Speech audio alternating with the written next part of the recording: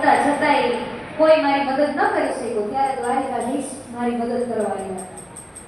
અને એટલા માટે પછી ઉત્તરા છે એ સંતોનો સમાગમ કરી અને એ ભગવત ચર્ચા એને સાંભળી. એટલા માટે ભગવાને એ પરીક્ષિત રાજાનો ગર્ભમાં રક્ષા કરી. ત્યારે તો એનું નામ જ એટલા માટે પડ્યું કે શું કામ એને કેવી રીતે પડ્યું, તો કે અશ્વત્થામાએ વેર વાળવાની એક બુદ્ધિ. સામેવાળો માણસ એ વિશ્વામિત્ર જેવા ખાલી સામાન્ય ઋષિ હોય અને આ પોતે ક્ષત્રિય હોય, તો એમ કેમ કે તમે જટા સંભાળો, તમે અમારું લઈ જાઓ બધું. આ તો રાજપાટ માંગી લીધું, અયોધ્યાની જનતા, અયોધ્યાનું આખું રાજ્ય માંગી લીધું, કાંઈ બાકી નહીં. અને તોય આટલું દાન કર્યું, તોય વિશ્વામિત્ર એમ કહે છે કે દાન આ તારું નકામું જાય. અરે આખું અયોધ્યાની આખી રાજધાની તમારે નામે કરી, મહેલ શીખે, માણસો, જીવ જંતુ, પશુ પક્ષી શીખે કરી દીધું, તોય એ કે નહીં. કેમ? તો કે દાન છે ને એ દક્ષિણા વગર હતું. હવે તું મને દક્ષિણા દે. તો દક્ષિણા હવે શું દેવી? 1 રૂપિયો, 11 કરોડ સોના મોહરો જે અયોધ્યાના રાજ્યમાં હતી એ બધી વિશ્વામિત્રને આપી દીધી. તો એ દક્ષિણા નો કહેવાય? તો કે એ દક્ષિણાના સંકલ્પમાં નથી, એ તો દાનના સંકલ્પમાં આપી છે.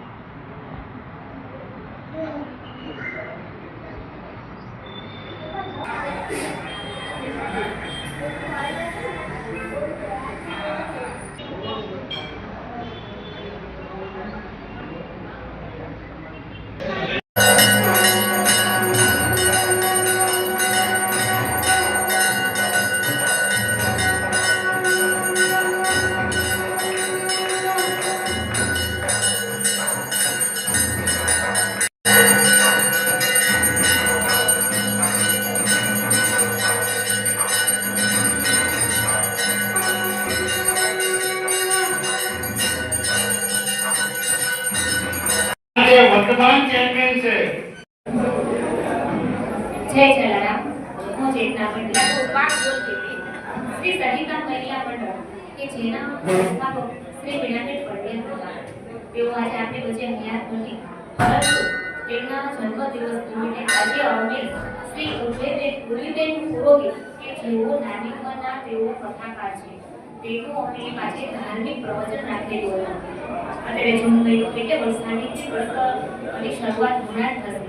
તો આ વરસાદી વ્રતમાં આધુનિક સાહિત્ય તરીકે એક સ્ત્રી પોતાની ભૂમિકા કઈ રીતે ભજવી શકે તે માટેનું અમે એક ધાર્મિક પ્રવચન રાખેલું છે.